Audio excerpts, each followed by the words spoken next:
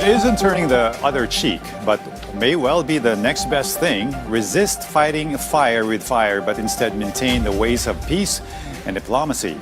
The president's response to the abominable act by the Chinese Coast Guard at the Ayungin Shoal that left a Philippine military personnel with a head injury after an unprovoked attack. Our Kenneth Pashen has more on the president's insistence to go high when the adversary goes low and his plans to summon the Chinese ambassador shortly. Kinukundi na po ng Pangulo ang mga ganitong klaseng pangyayari. That was President Ferdinand R. Marcos Jr.'s reaction following the latest harassment by the Chinese Coast Guard against Philippine Navy personnel in Ayungin Shoal. The palace said such violent actions are unacceptable, emphasizing that existing policies must be observed, particularly the 2016 Arbitral Award, which affirms the Philippines' maritime entitlements within its 200 nautical mile exclusive economic zone.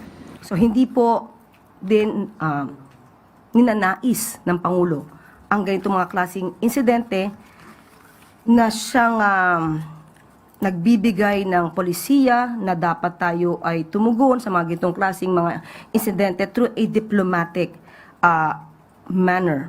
So, hindi po talaga katanggap-tanggap itong nangyayari sa pagitan po ng bansa po natin at ng China. The palace also rejected the statement of the Chinese embassy spokesperson claiming that the Philippine Navy allegedly provoked the Chinese Coast Guard by supposedly disregarding its warnings. Kung ano po ang kanilang naratibo, ganyan po ang kanilang maaaring sabihin. Hindi po natin to saklaw. Pero ang pinaninindigan po natin, kung ano ang karapatan natin at kung anong dapat lamang gawin ng ating mga opisyal at mga Filipino personnel padating po dyan. So, sinusuportahan po natin ang mga ginagawa ng ating mga Filipino officials. Amid the latest harassment incidents, the palace was asked whether the government should adopt a different strategy in responding to such incidents. However, it maintained that the Philippines will continue to pursue a diplomatic approach. Hindi po nadadaan sa dahas ang anumang pakikipaglaban sa karapatan. Hindi pinag-uusapan dito ang laki ng iyong teritoryo, ang lakas ng iyong puwersa, kundi pakikipaglaban sa katotohanan at kung ano ang iyong karapatan. Castro also confirmed that Chinese ambassador to the Philippines, Jing Quan, was summoned to Malacanang at around 5 p.m. today. The palace has yet to disclose details of the meeting between the president and the Chinese ambassador.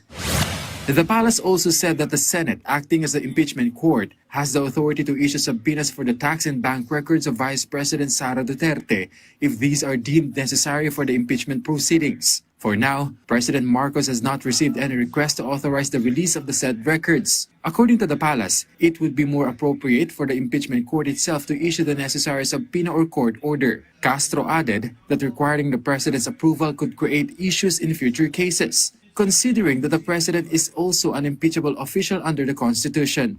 Sa ngayon, ang Senado ay kumakatawan at pumapapel bilang impeachment court. At sila ang mayroong karapatan at mandato kung paano nila ipatutupad ang kanilang proseso.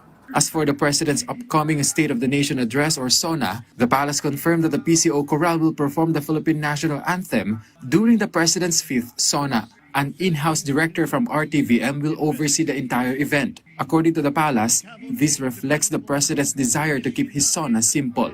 Yan po talaga ang plano at yan din po ang gusto ng Pangulo. Kenneth Pasyente for the Nation.